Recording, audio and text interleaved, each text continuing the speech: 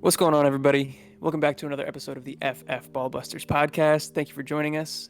My name is Eric. That's my co host, Will. And we are going to be talking some underdog mock drafts today. I guess technically a best ball draft, but we're kind of treating it for our purposes as a mock draft to get us and you guys prepared for the upcoming season. But before we get into all that, one, Will, how you doing? Also, probably got some things to let the people know. Oh yeah, man. I'm feeling great.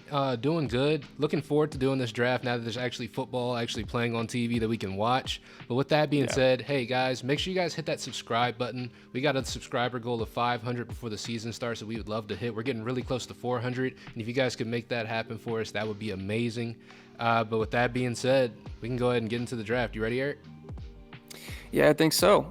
Just to give you guys kind of a quick prep before we do get into it, I have the 101 and Will has the 103.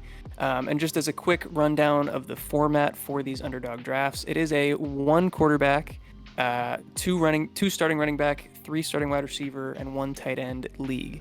And I believe it is it half PPR. So we're dealing with half PPR scoring here. So just so you guys fully understand what we're getting into. But yeah, I think that'll do it. And we can toss it to the video. Hell yeah. All right.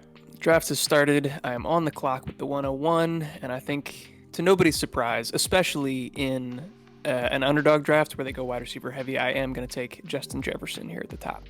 Yeah, there's absolutely no surprise there. Pretty sure we know who's going to go number 2 as well, Mr. Jamar Chase. And I'm actually going to go with Tyreek Hill at number 3. Love the volume play. Also, wide receivers go fast, so great to grab one early. Yeah, absolutely. I'm not sure how much it impacted your decision to take him over a Cup or McCaffrey here, but we did have the news about Jalen Waddle leaving practice with like a potentially rib injury. We still haven't gotten clarity on that yet, but could affect things. Who knows? Yeah, honestly, it just turns Tyreek Hill's 30% target share into a 50% target share. Yeah, he's gonna eat. He's already talked about going over 2K this year, and honestly, wouldn't be shocked if he pulled it off. He almost did it last year, to be honest with you. He was on pace. Yeah. Diggsy coming off the board at the 107. How do you feel about Travis Kelce at the 106?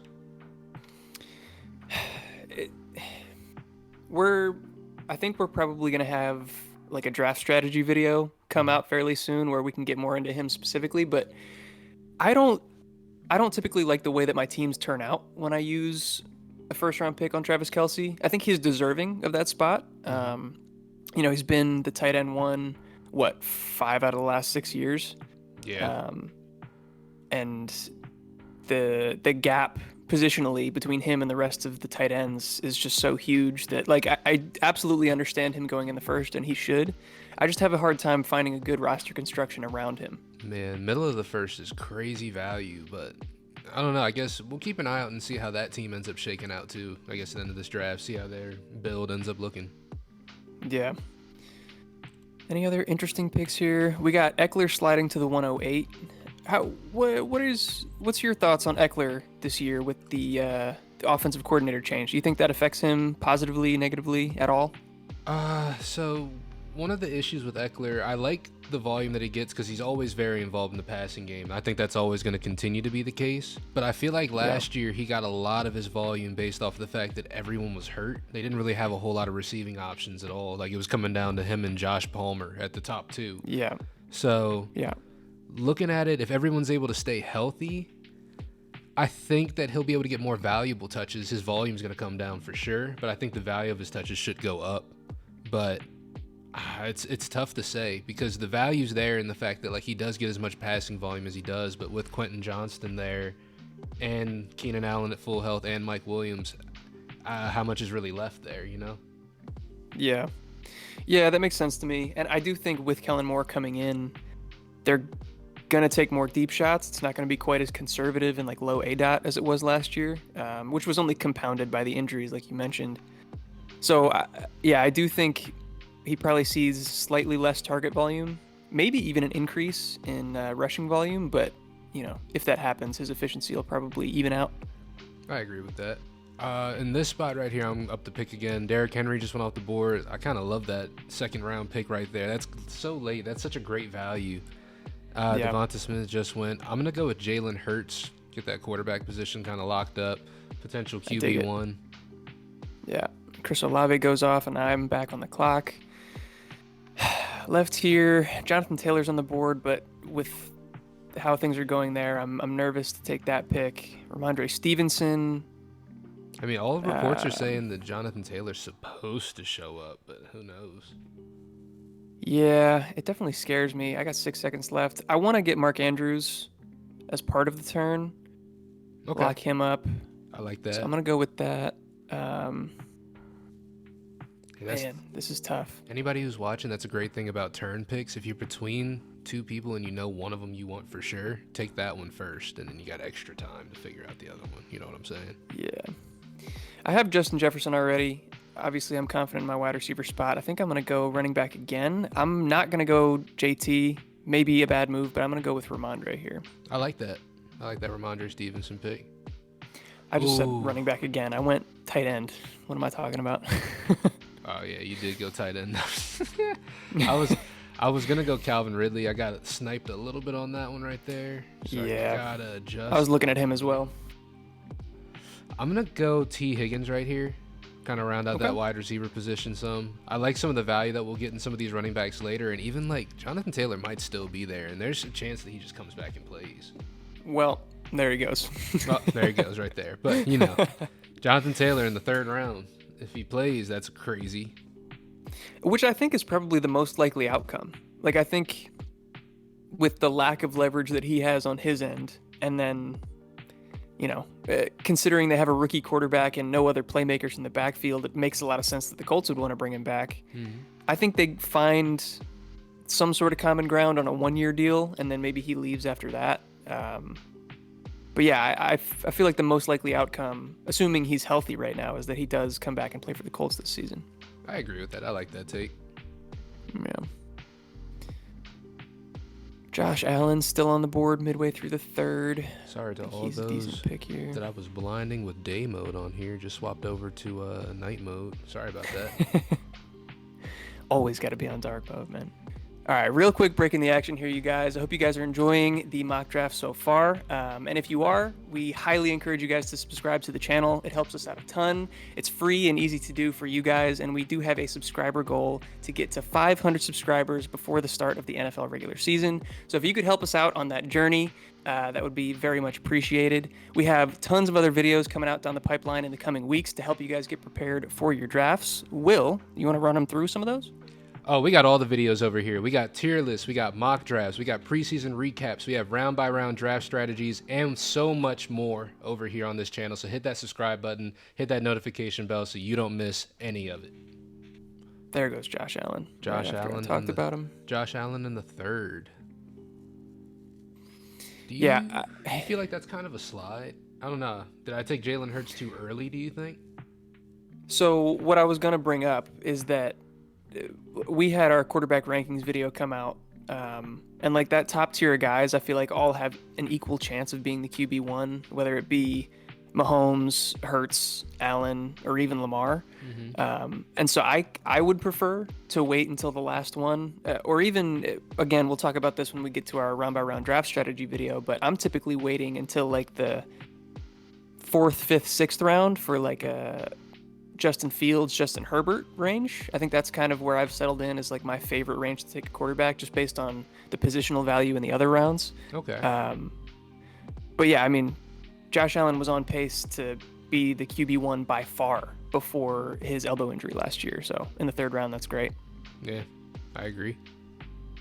How do you feel about Jahmyr Gibbs at the end of the 3rd as well? I think I like that a lot. For some people, that might be a little bit too early. You see guys like Mixon and ETN going pretty close to him. Mixon, I think there's an argument just based on what we've seen from him the past 2 years. I believe he was the RB10 and then RB8. So there's not too much reason situationally to believe that that's going to change. Samaje Perine's gone, still a great offense. But he does have some potential legal issues kind of hovering over him right now. 2 different cases. I don't know that that's going to affect this season, but it's just a slight cause for concern. Whereas Jahmyr Gibbs doesn't have to deal with that. I think he's going to get a ridiculous amount of pass volume in this offense, especially with Jameson Williams out for the first 6 weeks. He's going to be relied on heavily. And so in any type of half PPR, PPR format, he's going to be a steal. Yeah, I think I was seeing something earlier today about DeAndre Swift back when he was with the Lions. His last 2 seasons, I think he averaged like 70 targets both seasons, which like that guy was barely out on the field, it feels like. So if he got 70 targets and it felt like he was barely out there, I'd love to see what a fully healthy like Jahmyr Gibbs is able to do out there with all that. And some. I could see 70 receptions. Yeah, that's what I'm saying. Like 70 targets just from, and he's barely on the field. If he's out there, he'd get like 100 targets. I'd love that. Absolutely. Yeah. And I don't think that that's like a crazy prediction either. That's well within his range of outcomes. All right. So who else have we been missing? Lamar Jackson at the end of the third. That's about where I've been seeing him go, kind of the back end of the third, early fourth in these underdog drafts. Justin Fields right after him. Obviously, I would have liked to see him drop a little bit further. Now you're back on the clock. Yeah, I'm going to go with Mr. London on this one. Round out the receiver room. Okay.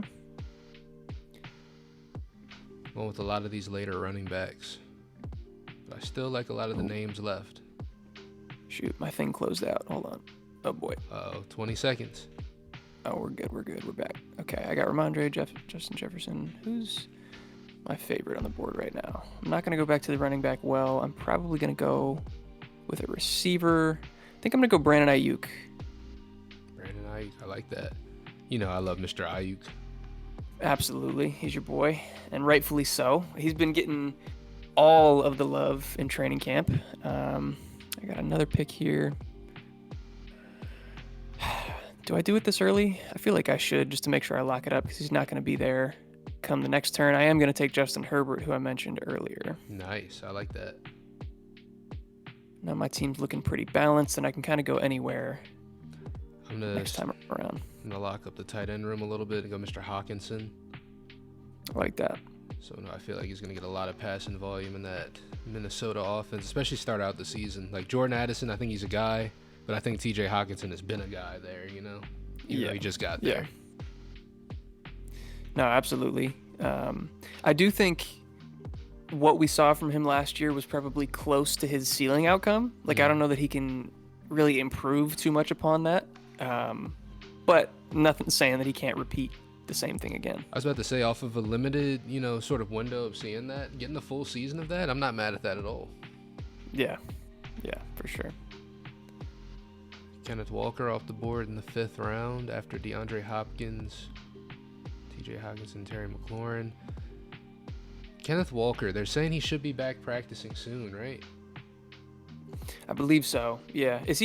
Am I mistaken? I kind of thought he was already back. Let me see. Charbonnet's been back. I think Kenneth Walker, he's been out for a little bit. He's got a groin issue going on. Okay. Back-to-back Seahawks, Kenneth Walker, Tyler Lockett.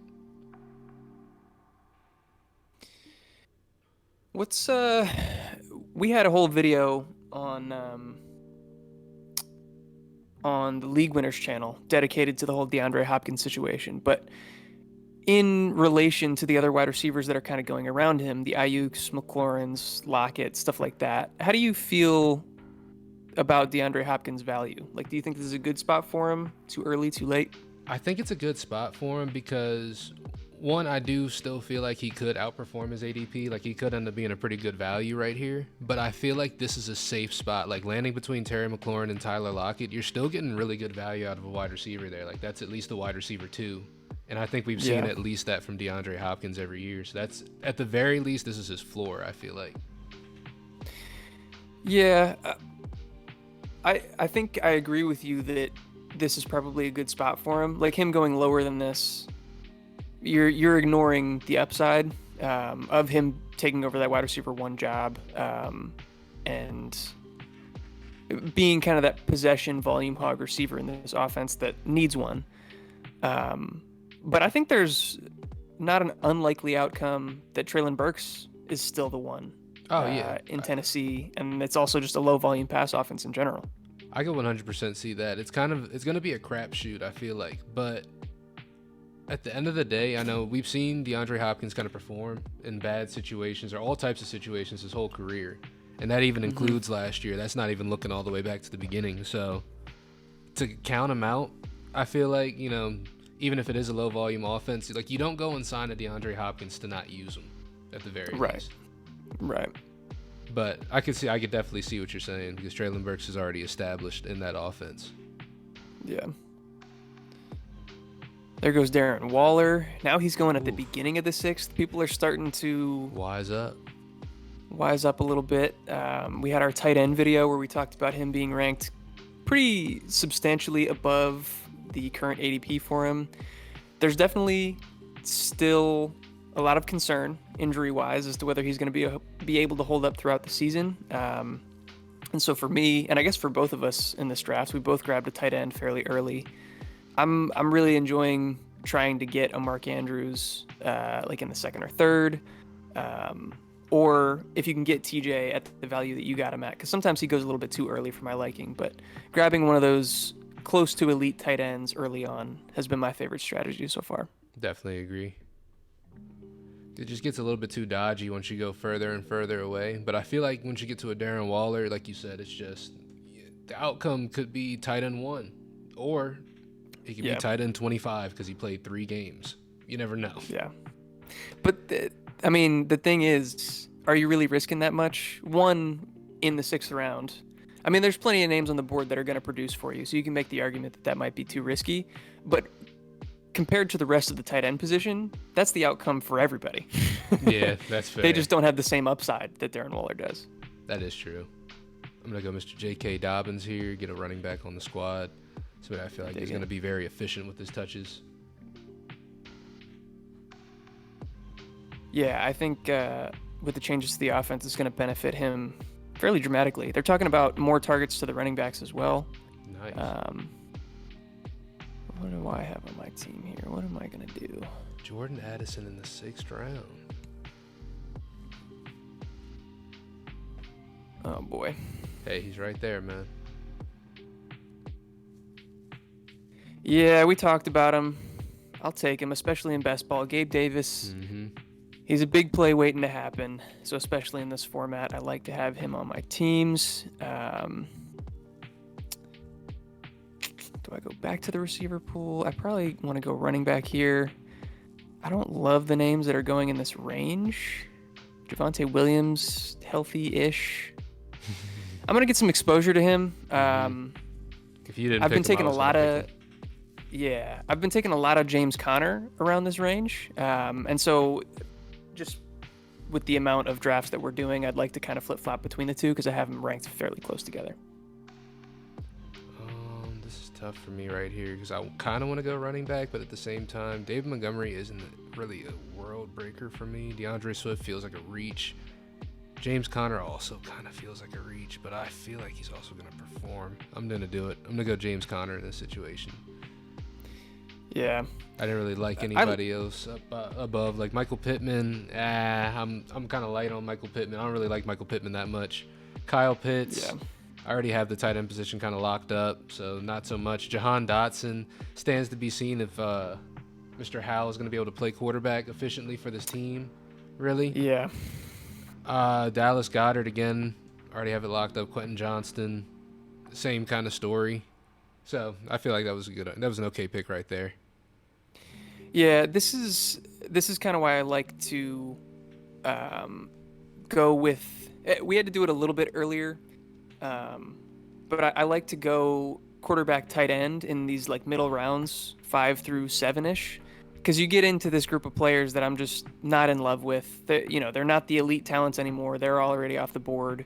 So you got to choose between like these older, not really sexy picks or like the younger, unproven guys. And so, yeah, it's nice to be able to go quarterback, tight end in that range,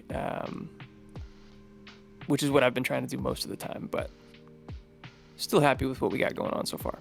Oh, yeah. And then still some decent names left with some upside as well.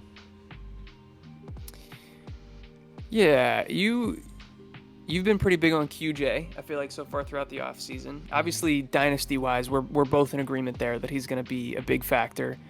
What do you think about his outlook just for redraft this season? So redraft, it's one of those. I have a more optimistic outlook on him, but that's just because of the situation. Because I just feel like nobody on this team is able to stay healthy every year. Every year, I feel like they have some sort of health issues. Whether it's Keenan Allen going down for an extended period of time, Mike Williams going in and out.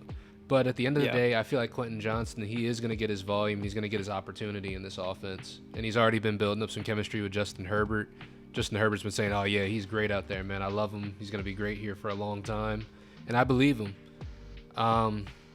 But at the end of the day, too, it's something I got to remind myself. They're paying Keenan Allen and Mike Williams $20 million a year for a reason. It's not because they're not going to throw the ball to them and they're going to throw it to the rookie. So it's one of those, I feel like he's going to get the opportunity, but it's going to be more so due to the situation than, really him and his talent at this point in time. Yeah. Yeah, I can understand that. And I mean, this offense is like tailor-made for a guy like QJ. So if he does get the step foot in there, especially in 2 wide receiver sets, like a starting guy at some point, it could be lights out. Like he could be a huge steal at this point. Rashad White going in the 8th. I'm glad people have calmed down a little bit on Rashad White. I think he should go a little bit further still. Based on the names that are left on the board, like I guess I would probably still take Kamara over him. But this is around the range that I think it starts to make sense. We've talked about him plenty. Like we don't love him as a talent necessarily, but he's a good pass catcher, and this is a team that's going to be behind a lot, and so he's probably going to get a lot of garbage time work. Yeah, it's true. As the pass catching back, so he has value. It's just not going to be pretty. I wouldn't recommend watching the games if you have him on your team. But no, in the 8th round, I'm okay with that. I feel that. Looks like Cortland Sutton's ADP has started to take a jump as well. A bunch of guys that we've talked about as post-hype sleepers are starting to make their way up draft boards. Yeah, love to see it.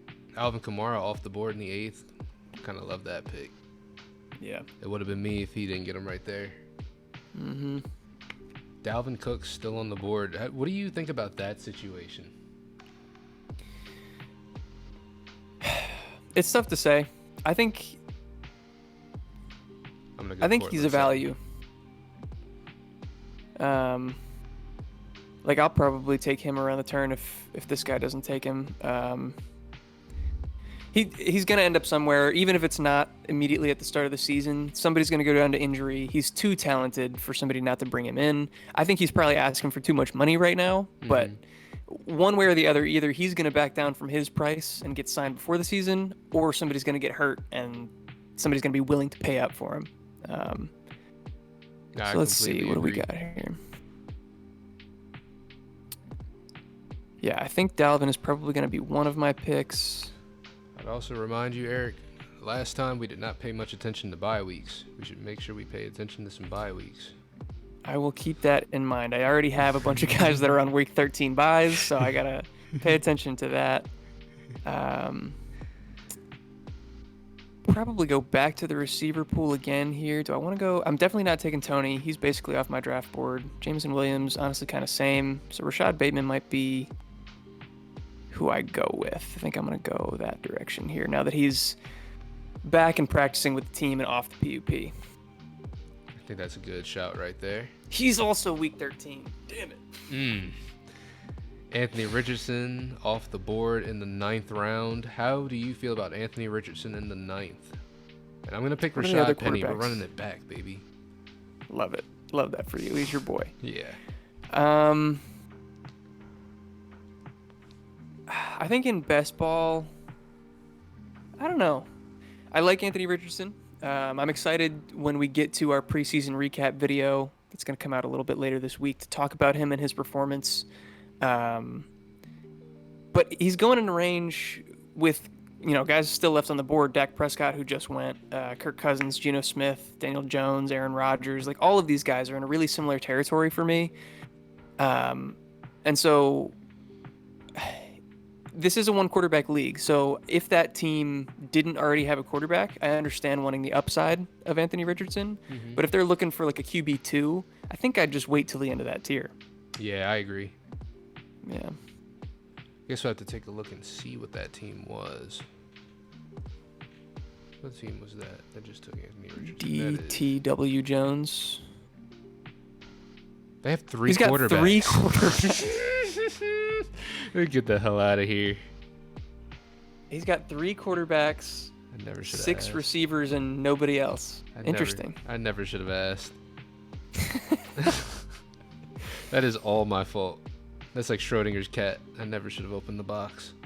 That's really funny. I can't say, we're treating this, especially for you guys, as more of a mock draft experience to get ready for your upcoming draft season and stuff like that. But these are best ball leagues that are actually going to get played out.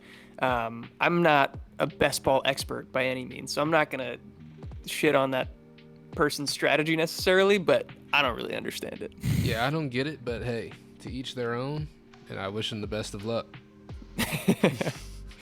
Yeah.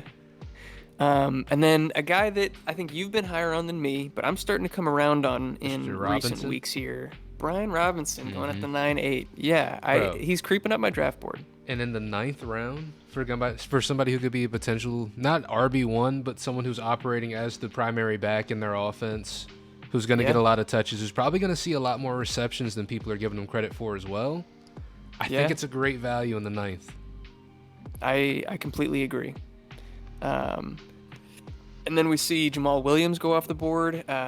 We just got news before we hopped on to record here that Kendre Miller is now dealing with a knee sprain, so his value, Jamal's, might be taking a little tick up, at least for the early portion of the season. That would be Jameson, sir. Oh, well, what I said still stands. Yeah, it's still true. He's still right there.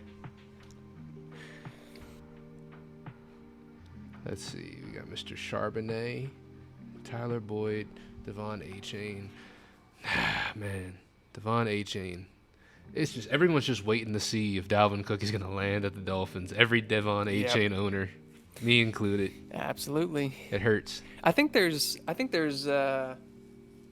this is totally my own personal speculation. I haven't heard rumblings or rumors or anything, but I think there's a decent chance he might end up in Dallas as well. You talking Dalvin? Yeah. I feel like we have a video somewhere from weeks, maybe months ago, where we were talking about Dalvin Cook, and I think we talked about him landing at the Cowboys. I think before. you brought it up. Yeah. Okay. I would hate to see it as a Commanders fan, but as fantasy football, I would love to see Dalvin Cook on the Cowboys. It'd be a match made in heaven. Oh my God, Tyler Boyd off the board in the 10th round. Doesn't really do anything for me. Tyler Boyd's a guy every year that people talk about, and every year they're like, "Oh yeah, why did we think that?" In a positive or negative way? What do you? Hey, either really. I feel like no, but seriously, I feel like Tyler Boyd's that guy. He's either gonna outperform or he's gonna disappoint you every week. Yeah, in a managed league, you're never going to know when to start him. Right. But he's going to have some pop-off weeks, which is why it makes him a little bit more attractive in a best ball league. But then also, like, you see the names going around him. Like, do you want Juju or Alan Lazard more? No. Yeah. I'm definitely taking Tyler Boyd over Juju and Alan Lazard. Hey, cat. Oh taking my helmet down.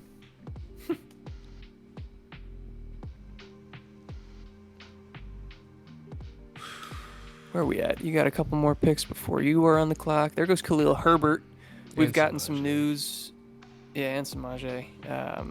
Seems like Khalil Herbert has kind of established himself as messing around up here, as the RB1 for sure there in Chicago. Obviously things could change throughout the season, but encouraging to see.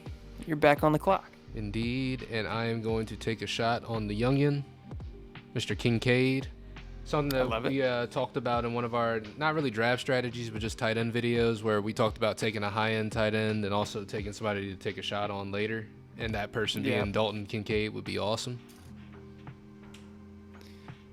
Yep. What am I going to do here? There's Jamal right there. Got so much going on. I'm going to take Aaron Rodgers, I think, as a good fill-in QB2. I like that. Just because I know he's not going to make it back to me, and I would like to have another somewhat elite talent there. And then actually, I think I'm going to go with Zay Jones. Um, we saw, and we'll talk more about it when we get to our preseason recap, but we saw him running uh, as a starting receiver in two wide receiver sets, not Christian Kirk. Mm. And so it seems like Christian Kirk might be the one getting a little bit of a downgrade with Calvin Ridley coming to town, or at least that's what we saw out of the first week of preseason. Obviously, there's a lot of games left to be played. Very interesting. Oof. I'm between two guys. I'm gonna go with this one, but we can talk about the other guy. I'm going with Jerick McKinnon just because I feel like the team's essentially the same as it was last year. His role should be very much the same. And for best ball, especially during that stretch that he had last year where he was balling out of control, I would love to see that. Yeah. But I was between him and Tank Bigsby. I was also considering him at my pick. So there's another running back on the board that if you've followed the channel, you know it's a guy that I've been in his corner. It's Damian Harris. Definitely starting to pump the brakes on that. We saw that he's dealing with injuries right now, not in practice. And I'm thinking maybe I just kind of overlooked that fact. He's dealt with so many injuries the past 2 or 3 years. He's been fairly inconsistent about when he's been on the field. So I'm definitely pumping the brakes on that. But specific to your Tank Bigsby take, I think he could be really, really involved in this offense. And I think not even necessarily at a huge detriment to ETN. I think they can both be fantasy relevant. Somebody made a really good point. I'm going to see if I can find the tweet. But essentially they were talking about Tank Bigsby and how much that he was actually playing, and that he was the only rookie running back that played this weekend who actually played mixing in with the starting running back. So, like, he logged a rush while Travis Etienne still played afterwards, and he was the only one over the weekend. Right. Yeah, so that's definitely an encouraging sign to see.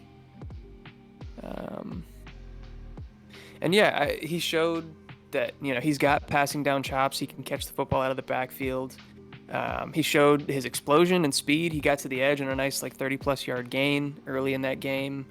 And he's probably going to be the preferred goal line back. I don't know that he's going to get all of them necessarily, but we saw ETN struggle in that category last year. So I could definitely see him looking pretty good in the touchdown department as well. Absolutely.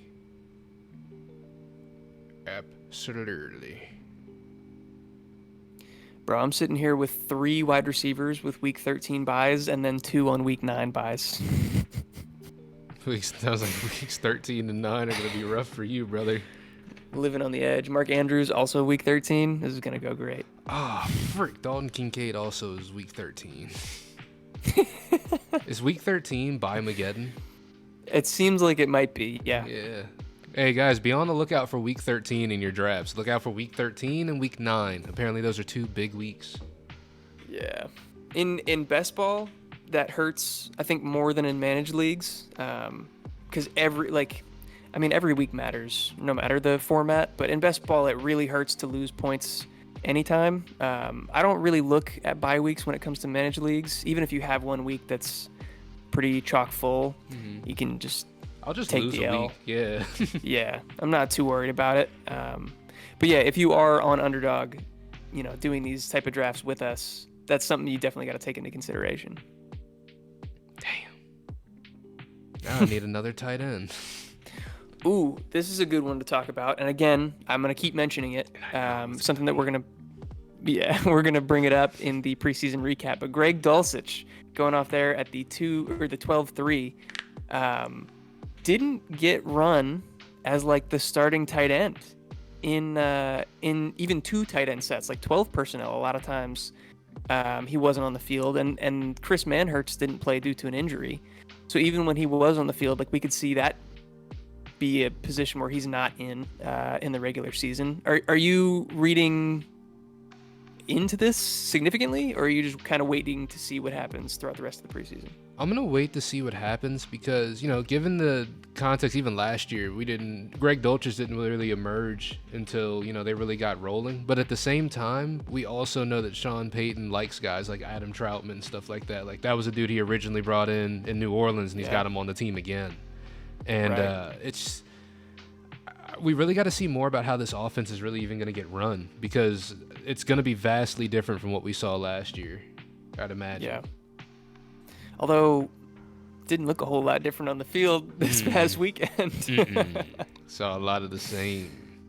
Yeah, you're back on the clock. I'm gonna take another quarterback here. Got Mr. Stafford. Someone I feel like is gonna be fighting through a lot of games this year. I like that. What should I do? I think I probably, even with the amount of receivers that I have, because of the amount of similar bye weeks, I probably want to stack some more. Let's see.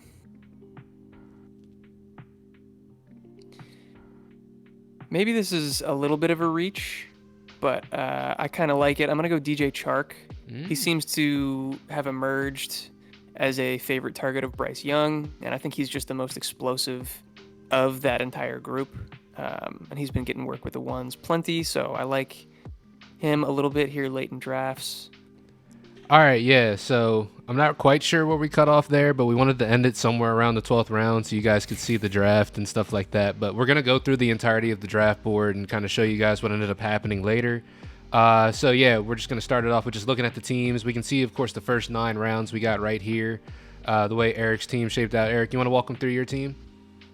Yeah, so just real quickly, I can go by position if that would be easier. At the wide receiver position, I had Justin Jefferson, Brandon Ayuk, Gabe Davis, Rashad Bateman. At the tight end, I ended up with Mark Andrews, and later on I got Juwan Johnson. Quarterback, Justin Herbert and Aaron Rodgers. And then at the running back position, I had Ramondre Stevenson, Javonte Williams, Dalvin Cook, and a couple other scrubbies there at the end. Okay. And how do you feel about, what were some of the values you think that you found in your draft and your team specifically? So, to be completely honest, I don't love picking from the one spot this year. Really, either of the turns. And typically, most years, I think I do like that. And again, this is something, I've been referencing a bunch of videos that we're going to have coming out, but we're going to talk a full draft strategy video soon. I kind of prefer being in the middle, right in that 6 to 8 range. That's where I feel like the value pockets have been the best for me so far throughout these drafts. So honestly, I don't think I got too many quote unquote values. I think I had to reach quite a bit. I'm not unhappy with my team, but like Andrews, he typically goes early to mid third, and I had to take him at the end of the second. Justin Herbert at the top of the fifth, I feel like is a little bit early. So it was a lot of reaching on my end. I kind of 100% mirror that statement as well on my team. So I'm going to go ahead and read off my team as well. At the quarterback position, I had Jalen Hurts, Matthew Stafford, and Sam Howell. At the running back position, I had J.K. Dobbins, James Conner, Rashad Penny, Jerick McKinnon, Raheem Mostert. At wide receiver, I had Tyreek Hill, T. Higgins, Drake London, Cortland Sutton, Jalen Hyatt, Justin Ross, and Michael Wilson. And at tight end, I had T.J. Hockenson, Dalton Kincaid, and Taysom Hill. And I kind of feel the exact same way that you said. I feel like I took Jalen Hurts pretty early. And that was something I kind of asked you during the draft. Do you felt like I took him early? And it was like, out of that pocket of people, if you could pick, you kind of do want the latest one or even to go with the later value. And who knows how my team could have shaped out if I had taken that pick and gone with maybe a skill position that was going in that range, or because we saw guys like Derrick Henry going at the back half of the second round. So there was still a lot of positional value to be found. And I guess a lot of those middle pockets of the rounds where you can just kind of sit back and react and see what's happening around you. Because something like we talked about, that team that picked Travis Kelce at the 106 actually kind of rounded out pretty nicely when we took a look at it. Because he got Travis Kelce, Patrick Mahomes, Keenan Allen, Najee Harris. It ended up rounding out pretty nicely. Yeah. Yeah, I think that middle area of the draft is going to be the sweet spot this year. And so if you guys in your leagues have the opportunity to choose your draft slot, or if there's some sort of lottery in that category, that's kind of where I'm targeting and trying to be. Obviously, if it's up to chance, you don't get to decide. But yeah, the front end and the back end, I find I have a lot of trouble building a team that I'm happy with. Not necessarily I can't win with those teams, but I feel like I missed out on value. I feel like, it's like you said, when you're picking on those outskirts, it feels like a lot of the people that you're getting are at value or at cost, or maybe even slightly a reach just to try to round out your team, because the people that are available at that spot, you might not need them for your team. It might just be somebody that you're taking just because, they're there. But that is kind of weird how that shaped out like that. Yeah. But yeah, like I mentioned, we're going to go super in depth on that with our upcoming round by round draft strategy video. I think that's going to be a really informative one that you guys should tune in for. So if you're not already subscribed to the channel and you want to catch that one, hit that subscribe button, hit the notification bell. That'll get you set up so you're ready for all of our uploads coming out this week and beyond as we get closer to the fantasy season. Also, if you're down in the description below, you can check out a bunch of our sponsors. We have league winners down there. They are a fantastic partner and have a bunch of new writers coming to the team that are putting out great content right now. So if you're looking for even more content than what we're putting out, go over there and check their stuff out. Underdog specifically, we're doing this as a way to prepare ourselves for our upcoming fantasy draft. So if you want to get in here and kind of use it as a mock draft as well, you can use their promo code FFLW to get a 100% deposit match. Double your money over there on Underdog. Also, we have Dynasty Owner. If you're into kind of a unique Dynasty experience, that's a cool place to go. We have all sorts of, or not all sorts of, but we have a promo code for that as well. And then Do Numbers if you're into sweet hoodies, t-shirts, hats, any sort of apparel that you're looking for. You can get 15% off using our promo code, also linked in the description. Yeah, and with that being said, we're going to make sure we post this draft board. Let us know what you guys think about our teams. Let us know what you think about some of the other teams. Let us know what you think about our take on, those middle rounds being those pockets of value. If you think that you agree with us or you completely disagree and we just mishandled the edges, let us know. But with that being said, if you made it this far into the video, as always, we love you, and we'll catch you in the next one. Peace. Peace.